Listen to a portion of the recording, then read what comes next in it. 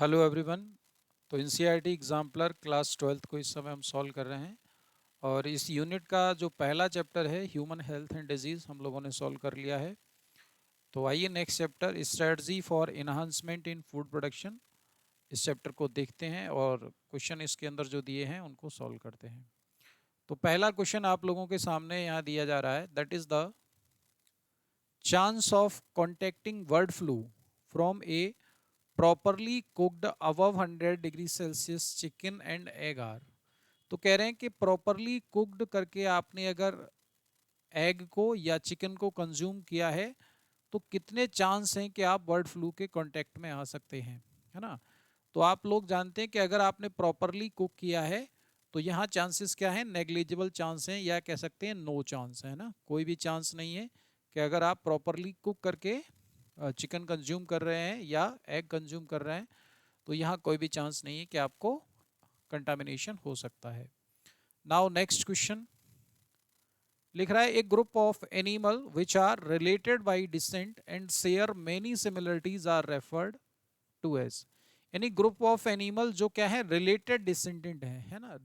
Related descendant की वजह से आप उसको क्या बोलते हैं, तो इसको बोलते हैं आप ब्रीड। ब्रीड क्या है, इंडिविजुअल ऑफ रिलेटेड डिसेंट को आप ब्रीड कहते हैं। Now next question, inbreeding is carried out in animals husbandry because. कह रहे हैं कि इनब्रीडिंग एनिमल हस्बेंड्री के अंदर क्यों की जाती है। तो आप लोग सबसे पहले जानेंगे कि इनब्रीडिंग क्या है। तो इनब्रीडिंग को आप इतना समझें, ये क्या है, क्लोज मेटिंग है ना। क्लोज मेटिंग यानी क्लोजली रिलेटेड जो इंडिविजुअल है उसको क्लोज मेटिंग को ही आप क्या कहेंगे, इनब्रीडिंग कहेंगे। अगर क्लोजली रिलेटेड इंडिविजुअल की आप ब्रीडिंग कराते हैं, मेटिंग कराते हैं तो उसको इनब्रीडिंग कहते हैं। और ये क्या करती है, एक्चुअली इंक्रीज द होमोजाइगोसिटी, यानी ये होमोजाइगोसिटी को इंक्रीज करने के लिए इनब्रीडिंग कराते हैं। नाउ नेक्स्ट क्वेश्चन, कल्याण सोना लिखा है, सोनालिका और कल्याण सोना आर द वेराइटीज। तो आप लोग बहुत अच्छे से जानते हैं ये वीट की वेराइटीज हैं दोनों ही, कल्याण सोना और Sonalika. Now next question, which of the following is not a fungal disease. अच्छा क्वेश्चन है, इंपॉर्टेंट क्वेश्चन है। कह रहे हैं कि इसमें से फंगल डिजीज नहीं, कौन सी नहीं है। तो रस्ट ऑफ व्हीट आप लोग जानते हैं फंगल डिजीज है, smut of bajra fungal disease है, ब्लैक रूट ऑफ क्रूसीफर ये नहीं है, है ना। Red root of sugar cane ये है। तो आप लोग याद रखेंगे कि जो ब्लैक रूट ऑफ क्रूसीफर है एक्चुअली ये बैक्टीरियल डिजीज है ना। एक बैक्टीरियल डिजीज है, नॉट ए फंगल डिजीज, एक बैक्टीरियल डिजीज है। तो आप इस तरीके से याद रखेंगे कि ब्लैक में ब्लैक रॉट, तो बी में भी ब्लैक और बैक्टीरिया में भी बी है, तो ये एक बैक्टीरियल डिजीज है। इस तरीके से आप याद रखेंगे। Now next question, in virus infected plant the meristem tissue in both apicals and axillary bud are free of virus because। कह रहे हैं कि अगर कोई वायरस इन्फेक्टेड प्लांट है तो उसके मेरिस्टेम में वायरस नहीं पाया जाता। इसका रीजन क्या है, तो आप लोग जानते हैं कि जो सेल डिवीजन है ना, the cell division of meristem are faster than the rate of viral multiplication. यानी वायरस जिस रेट से मल्टीप्लाई करता है उससे ज़्यादा स्पीड से आपका मेरिस्टेम सेल डिवाइड करती है, इसीलिए वहाँ वायरस की प्रेजेंस नहीं होती है, वायरस वहाँ पाया नहीं जाता है। नाउ नेक्स्ट क्वेश्चन लिख रहे हैं, several South Indian state raise 2-3 crops of rice annually, the agronomic features that make this possible. तो इसके पीछे रीजन क्या है, आप लोग जानते हैं कि अर्ली यील्डिंग वैरायटी हमने बना रखी हैं, तो कम समय में ये जो का है कई फसलें उगाई जा सकती हैं। इसका आंसर हो जाएगा early yielding rice varieties. Now next question, which of the following combination would a sugarcane farmer look for in the sugarcane crop. कह रहे हैं कि अगर किसी किसान को सुगरकेन गन्ना बोना है तो उसके अंदर क्या क्या फीचर्स देखेगा। तो आप लोग इसका आंसर देखेंगे, देखो थिक स्टेम देखेगा, लॉन्ग इंटरनोड देखेगा, हाई शुगर कंटेंट और डिजीज रेसिस्टेंट।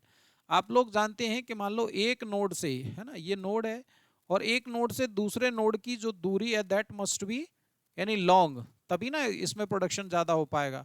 तो शुगर केन के केस में ये चीज़ें देखेंगे कि थिक स्टेम होना चाहिए, लॉन्ग इंटरनोड होना चाहिए, शुगर कंटेंट अच्छी होनी चाहिए।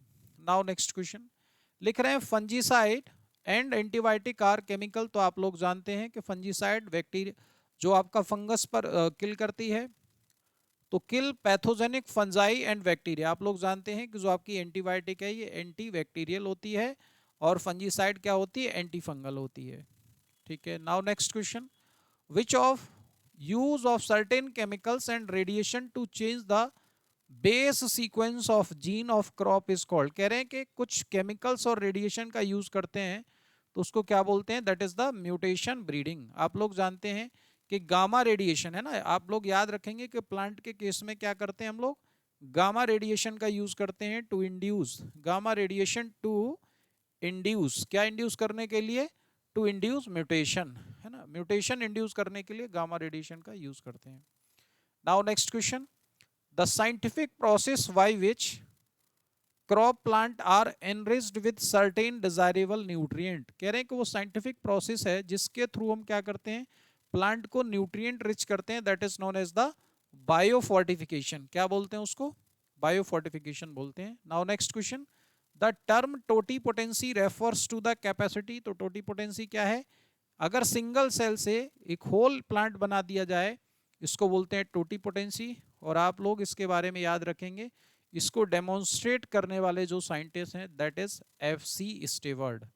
तो आप लोग ये भी याद रखेंगे कि पहली बार FC स्टेवर्ड ने कैरेट के अंदर, है ना, कैरेट के अंदर इसको डेमोन्स्ट्रेट किया था। Now next question, given below are few statement regarding the somatic hybridization, choose the correct option. कह रहे हैं कुछ स्टेटमेंट दिए हैं सोमेटिक हाइब्रिडाइजेशन के लिए, तो protoplast of different cell of same plant, तो ये गलत हो गया, एक ही प्लांट नहीं होगा क्योंकि आप हाइब्रिडाइजेशन करा रहे हैं। तो protoplast from cell of different species can be fused, statement second सही है।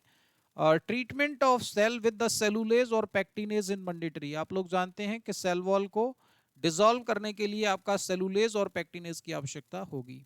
Now the hybrid protoplast contain character of only one parent, तो ये बात गलत हो जाएगी, हाइब्रिड के अंदर दोनों ही करेक्टर होते हैं। तो सेकंड और थर्ड यानी ऑप्शन नंबर डी आपका सही हो जाएगा। Now next question, an explant is, तो एक्स प्लांट क्या है, आप लोग जानते हैं part of plant use for tissue culture, यानी अगर किसी प्लांट का कोई भी पार्ट जो टिश्यू कल्चर, सपोज दैट ये मान लो एक स्टेम है और यहाँ से कोई पार्ट कट करके आप निकालते हो तो that is known as the x plant.